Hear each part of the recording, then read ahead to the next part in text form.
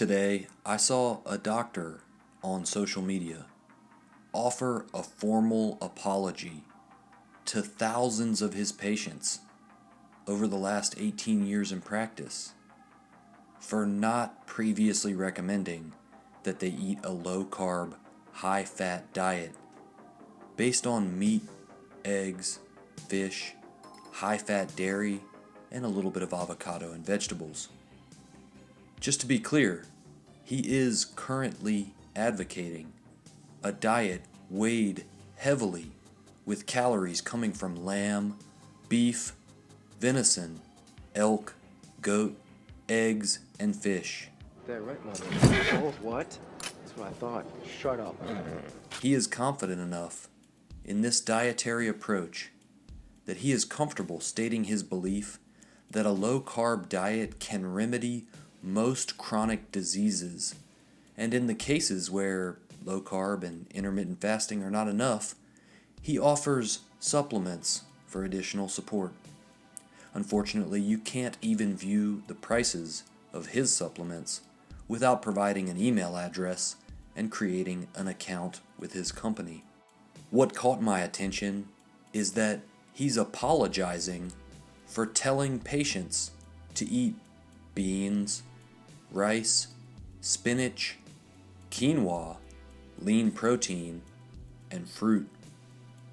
Now, I just had to point out that we are living in a world where social media has doctors renouncing beans, spinach, quinoa, and fruit because those foods clearly make up the Western dietary patterns and standard American diet responsible for so much chronic disease.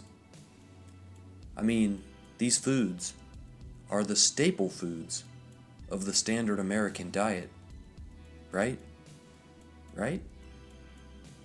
So I pulled up this research, which links are in the description, where several studies were cited estimating the amount of beans that adults are eating in the United States of America. Yeah, this is that stuff right here, guys.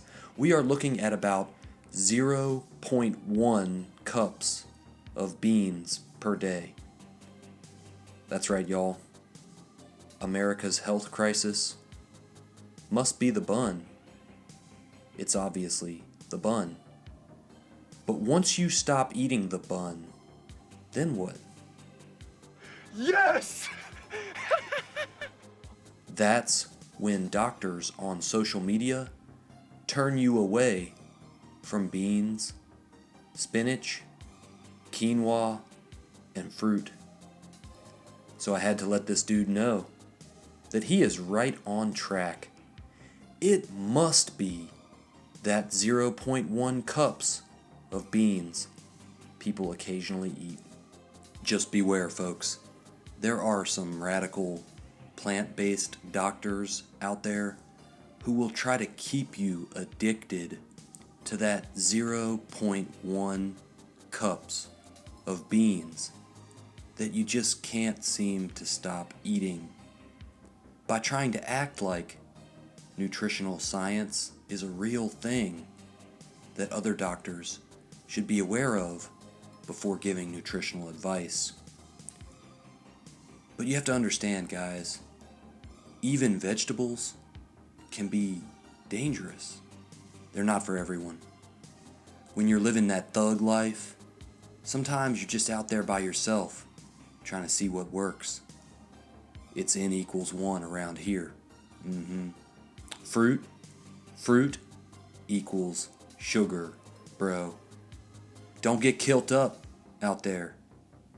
Stop eating that 0.1 cups of beans that makes up the foundation of the standard American diet. And for goodness sake, if you have any quinoa, the best thing to do would be to flush it down the toilet, because once you get on this high-fat, meat-based diet, you'll never be able to digest beans and quinoa or fruit and most vegetables ever again, because you'll be too busy reversing chronic disease with magic, meat magic, and supplements. Social media empowers narratives that create barriers to improving nutritional literacy among people who are confused and desperate. Support the channels who push back against this rising tide of confusion by hitting that subscribe button and turning the notification bell on. Y'all, one of my most important videos looks at the claims surrounding the keto diet and reversing heart disease. Virta Health has a lot of explaining to do, and I'm curious if y'all think it's about time to start talking about that once again. If you haven't seen this video yet, make sure to click the thumbnail that pops up at the end of this video right now. The keto diet reverses heart disease? Y'all know what time it is. Red pill vegan. Next.